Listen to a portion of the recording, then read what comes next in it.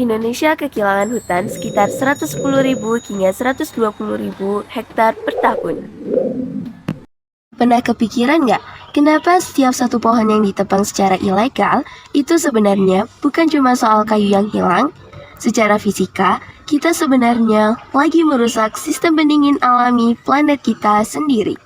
Tapi, gimana ceritanya sebuah pohon bisa nentuin suhu bumi? Yuk, kita bedah eksperimen gila ini. Gini penjelasannya. Pohon itu sebenarnya adalah insinyur pendingin ruangan alami. Lewat proses evapotranspirasi, pohon butuh energi buat mengubah air jadi uap. Di fisika, energi ini disebut kalor laten.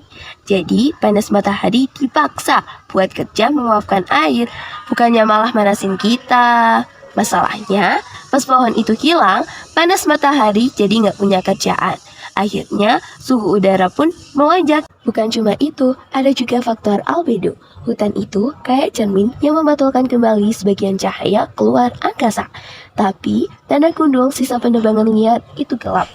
Dia bakal menyerap panas kayak spon hitam di siang bolong. Ditambah lagi, tanpa pohon untuk menyerap karbon dioksida, atmosfer kita jadi makin tebal. Cahaya matahari bisa masuk, tapi pas bumi mau membuang energinya dalam bentuk radiasi inframerah, panasnya malah terjebak di bawah selimut gas tadi. Inilah yang bikin bumi kita resmi jadi oven raksasa. Tapi, ini bukan cuma soal suhu yang naik. Efek oven ini nyata dan sudah terjadi di sekitar kita. Lihat saja rentetan bencana banjir bandang yang sering menghantam wilayah Sumatera. Kenapa bisa separah itu? Jawabannya simpel. Hutan di sana bukan cuma pendingin, tapi juga spons raksasa.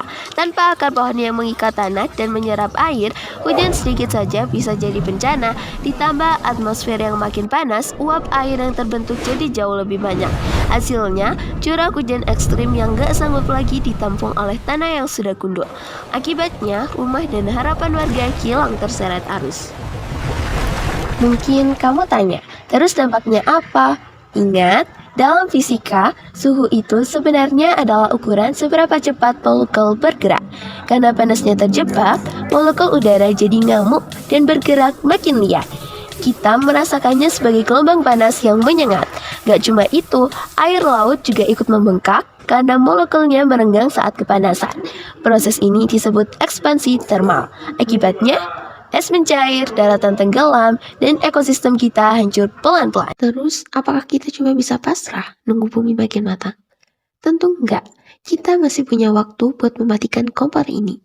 Langkah paling logis adalah reforestasi. Kita butuh mengembalikan spons dan pendingin alami kita. Di level yang lebih kecil, kita bisa mulai dengan menghijaukan sekitar kita, bahkan sesimpel menanam tanaman di area sekolah atau rumah bisa membantu menurunkan suhu lokal. Selain itu, kurangi beban atmosfer dengan menghemat energi.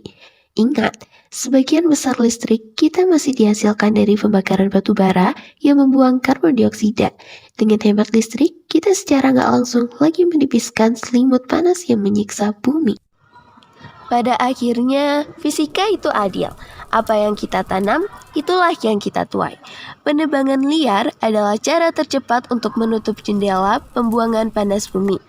Tapi, setiap satu bibit yang kita tanam adalah harapan untuk membuka jendela itu kembali. Jadi, dunia mana yang ingin kamu tinggali nanti? Pilihan itu ada di tangan kita semua. Terima kasih sudah menonton dan yuk, jaga hutan kita!